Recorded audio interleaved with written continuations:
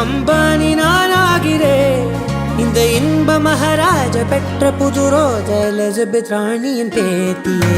தாயே தாயே மகளன வந்தாய், தந்தை சிந்தை நலமுற வந்தாய்.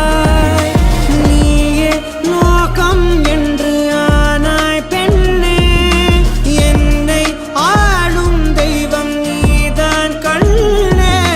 பெற்றது நானா இல்லை உன் மகனே நானம்மா. தாயே தாயே மகளன வந்தாய்,